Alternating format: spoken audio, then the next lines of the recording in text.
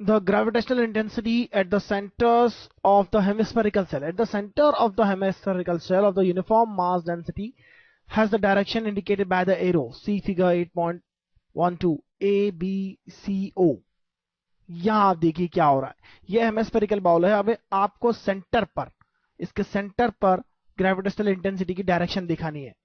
यदि हम पूरी शेल की बात करें तो उसके सेंटर पर फील्ड 0 होती है,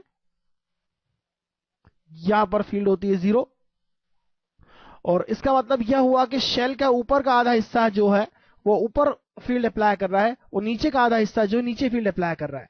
और यदि आपने ऊपर का आधा हिस्सा हटा दिया है तो केवल यह डायरेक्शन होगी, यानी यहां पर जो आंसर होगा वह होगा direction of the field is, gravitational field intensity is C. यह स्मॉल सी जो डायरेक्शन इंडिकेट कर रहा है, इस साइड या ऊपर की साइड पर तो हो नहीं सकती है, क्योंकि टुवर्ड्स द मास होती है, मास की साइड में होगी, मास से अवे नहीं होती है, टुवर्ड्स द मास होगी। तो यह मास है हमारा, मास की तरफ होगी डायरेक्शन ऑफ द फील्ड। और सिमिलर केस 8.10 में भी है। आइए हम देखते हैं same question. For the above problem 8.11, for the above problem the direction of the gravitational intensity at an orbitary point P is indicated by the arrow. अगर किसी ऑर्बिटरी पॉइंट P की बात करें तो फिर से आप यहां पर शेल कंप्लीट कीजिए। यहां पर P पर फील्ड कितनी होना चाहिए, 0।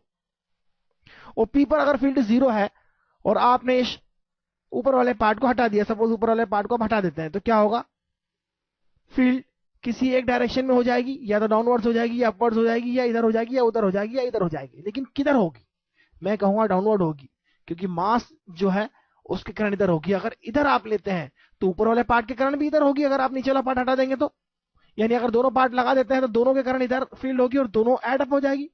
जबकि field inside the hollow hemispherical shell जो होती है वो 0 होती है।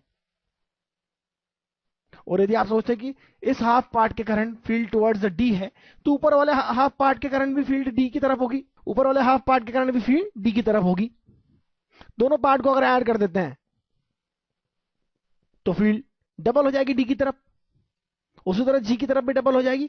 इसका मतलब यह हुआ कि शेल की तरफ होगी एग्जैक्टली डाउनवर्ड होगी, यहां जैसे देख रहे हैं हम, और ऊपर वाले पार्ट के कारण एग्जैक्टली अपवर्ड होगी।